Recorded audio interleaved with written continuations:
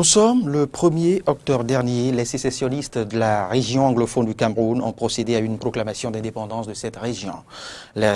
En réaction, les autorités camerounaises ont envoyé les forces de l'ordre avec pour conséquence des affrontements qui ont fait au moins 18 morts. Et c'est justement ce dont nous parlera l'internationaliste James William Gbagidi. Bonjour à vous, James. Bonjour à vous, Loris Freddy, d'abord heureux de vous retrouver et heureux de retrouver les téléspectateurs et auditeurs après quelques jours d'absence. C'est un plaisir partagé, James. Quelles sont, selon vous, les origines du sécessionnisme anglophone dans la partie ouest du Cameroun? Alors, vous nous demandez de faire de l'histoire parce que la sécession envisagée ou en cours de Je ne vous demande que ce que vous avez appris à faire. L'ouest du Cameroun est le résultat d'un processus historique qui est long et qui part de la conquête donc, du territoire global du Cameroun et même plus du Cameroun actuel. Une partie du Congo, une partie de la Centrafrique actuelle faisait partie du Cameroun allemand. Ça, c'était dans les années 1900. 1900, juste après la décision prise par donc les puissances occidentales, les puissances européennes, de conquérir le continent africain, de se partager le continent africain dans le cadre de la colonisation.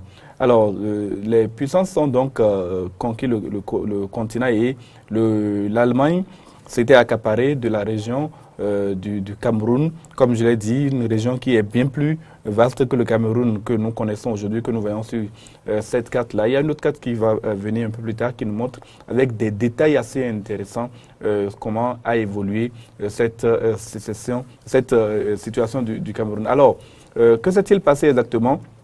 Le grand Cameroun de l'Allemagne a été attaqué en 1914. Naturellement, nous sommes en pleine Première Guerre mondiale, par les forces britanniques et françaises qui se trouvaient de part et d'autre.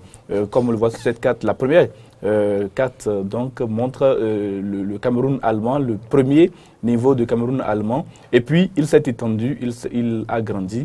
Et en 1914, plus précisément en 1916, la guerre ayant commencé en 1914, le Cameroun est conquis par les Britanniques et les Français est placé à la fin de la guerre sous le mandat de la Société des Nations, sous mandat par la Société des Nations au profit de la France qui gère le côté en couleur bleue et les Britanniques qui gèrent donc le côté en couleur rouge. Alors, progressivement, les choses vont évoluer et les partis du Nord, les partis anglophones du Nord, ou du moins les partis contrôlés par les Britanniques au Nord, vont être intégrés au Nigeria. Donc à ce niveau-là, pas de problème particulier puisque anglophone, ils se retrouvent dans le pays anglophone à l'occasion de la déclaration d'indépendance dans les années 60.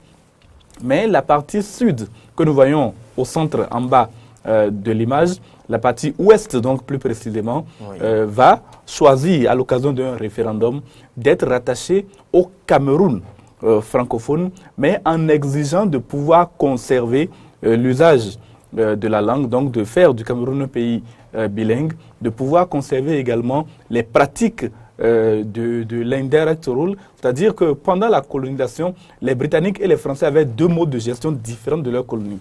Pour les Français, c'était la destruction des instances locales quand ils ont pris le territoire, quand ils ont arraché donc, le territoire aux Africains. Et donc, de l'autre côté, les Britanniques, eux, conservaient ces instances, conservaient ces structures de direction qui existaient par le passé. Et les différences fondamentales d'un côté et de l'autre, c'était beaucoup plus, semble-t-il, de respect de la part du colonisateur des traditions locales du côté anglophone que du côté francophone. Bien sûr, à l'occasion de ce référendum, les Camerounais francophones vont promettre de respecter ces pratiques qui sont différentes de part et d'autre. Et donc, on aura un Cameroun nouveau qui est uni mais qui est différent à certains égards, notamment sur le plan de la langue, sur le plan de la culture, sur le plan des pratiques. Donc c'est une république fédérale qui sera proclamée en 1961. Le Cameroun obtient son indépendance en 1960, mais le Cameroun anglophone intègre le Grand Cameroun donc en 1961 sous le nom de République fédérale du Cameroun. Le problème va se poser à partir de 1972 où le président Amadou Ahidjo, qui lui-même va entamer un processus de remise en cause donc du fédéralisme, et en 1972, il va procéder à la suppression du fédéralisme. On parlera désormais de République unie du Cameroun. Toujours dans les tests, le pays demeure bilingue, c'est-à-dire français, deux langues officielles sont toujours en vigueur, le français et l'anglais. Et dans le même temps, le respect des exigences antérieures des Camerounais anglophones était toujours inscrit dans les tests. Malheureusement, c'est que on arrive plus tard à ce que les pratiques ne sont plus ce qu'elles auraient dû être. Les Camerounais anglophones se sentent floués à partir surtout de 1984, où peu après son arrivée au pouvoir, Paul Biya rebaptise le Cameroun. Le Cameroun n'est plus le Cameroun, la République unie du Cameroun, mais la République du Cameroun tout court, ce qui laisse envisager, ce qui laisse percevoir par les anglophones une supercherie qui aboutit donc à la destruction de leur identité. James, voilà donc comment naît le problème identitaire au Cameroun. James, selon vous, comment appréciez-vous le choix des sécessionnistes de procéder à une déclaration unilatérale d'indépendance? Alors, cette déclaration unilatérale d'indépendance a eu lieu le 1er octobre dernier, et cette date est symbolique. Cette date est symbolique puisque c'est la date à laquelle la République fédérale du Cameroun est née en 1961. Et pour en arriver à cette proclamation d'indépendance, il y a bien entendu, il ne faut pas considérer que les anglophones du Cameroun sont unanimes sur les décisions. Il y a beaucoup de divergences. Donc c'est une frange des anglophones qui a choisi de procéder à cette déclaration unilatérale d'indépendance. Et cette frange-là aura donc décidé ainsi de mettre en avant ces différences. Et il y a une forme de diabolisation, pour ne pas quand même, je ne souhaite pas prendre position, mais quand même, une forme de diabolisation des pratiques des francophones. Il est vrai que la langue française, qui est la langue de 80% de la population, est la langue désormais, je dirais, ultra dominante dans l'administration camerounaise. La situation est telle que les anglophones se sentent marginalisés et ils le disent, ils le clament depuis toujours. Et cette situation a abouti donc à cette volonté de sécession. Des leaders anglophones se sont souvent prononcés pour soit le retour au fédéralisme, soit la sécession, soit au moins la décentralisation. Justement, en 1996, la décentralisation prévue par les tests, quand le Cameroun est retourné, entre guillemets, à la démocratie, la décentralisation n'a jamais pu avoir lieu. Et dans ces conditions, il était entendu par un leader sécessionniste, le leader sécessionniste qui est donc Julius Ayuk, de procéder à cette déclaration d'indépendance qui a eu lieu il y a quelques jours et qui a engendré, comme vous l'avez dit, voilà, Julius Ayuk lui-même à l'écran, qui a donc provoqué la détérioration de la situation puisque les autorités camerounaises ont réagi très vivement. Les forces de défense et de sécurité ont été déployées. Les autorités de part et d'autre ont carrément décidé de mettre fin à cette volonté d'indépendance et cette bagarre qui est en cours est à la base de plusieurs morts, comme vous l'avez déjà dit. James Souleymane Baguidi, la déclaration d'indépendance de l'Ambazonie ne va certainement pas prospérer. Mais Ambazonie. Oui, c'est bien Ambazonie. C'est le nom que les sécessionnistes veulent donner à leur région. Pourquoi ce nom? Ça m'a l'air un peu bizarre. Mais dites-nous pourquoi cela ne va pas prospérer.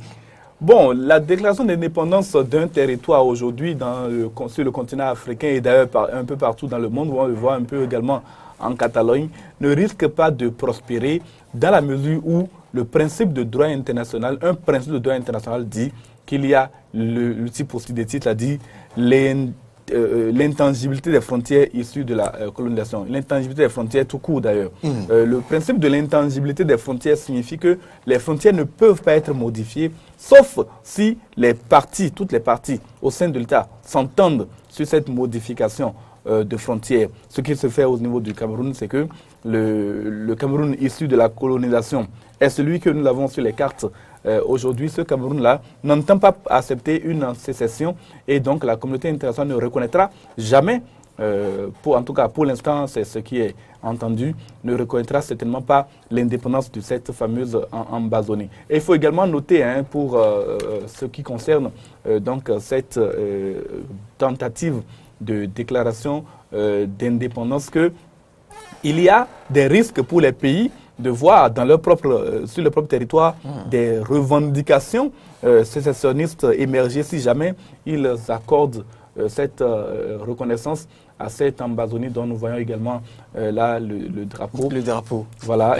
Et puis, il y a même eu proclamation de la naissance d'une armée de l'Ambazonie, ce qui a contribué à ce que le gouvernement camerounais décide de traiter désormais les sécessionnistes comme des terroristes en bonne et due forme. Mais comment les Camerounais vont-ils accueillir, je dirais, cette nouvelle et comment la communauté internationale aussi appréciera cette déclaration? Déjà, il y a une réaction à l'intérieur du Cameroun. La première chose, c'est un appel au dialogue, mais il faut noter également que cet appel au dialogue n'est pas encore véritablement entendu. On a entendu la fille de Paul Biya même se prononcer contre cette tentative de division du Cameroun. Il y a même au sein des anglophones, comme je l'ai déjà dit, plusieurs leaders qui estiment que ce n'est pas du tout encore le moment, ce n'est même pas du tout le moment de parler d'indépendance, mais plutôt de retour au fédéralisme. Vous connaissez peut-être John Frondi, leader historique de l'opposition au Cameroun, qui a déjà été candidat à plusieurs reprises à la présidentielle au Cameroun, qui a affronté Paul Biya à plusieurs reprises et qui a été battu. Il est leader anglophone donc au Cameroun. Il se prononce contre l'indépendance, mais il serait favorable à une autodétermination sous forme de fédéralisme. Et il n'est pas le seul. Il y a bien d'autres leaders qui pensent que l'indépendance n'est pas la solution au problème camerounais. Mais il faut dire que si l'ouest du Cameroun parvenait à obtenir son indépendance, il y a également beaucoup de ressources qui échapperaient au Cameroun, puisque c'est dans cette zone que l'on trouve la plupart des gisements de pétrole que le Cameroun exploite aujourd'hui et qui font sa richesse. James William Baguidi.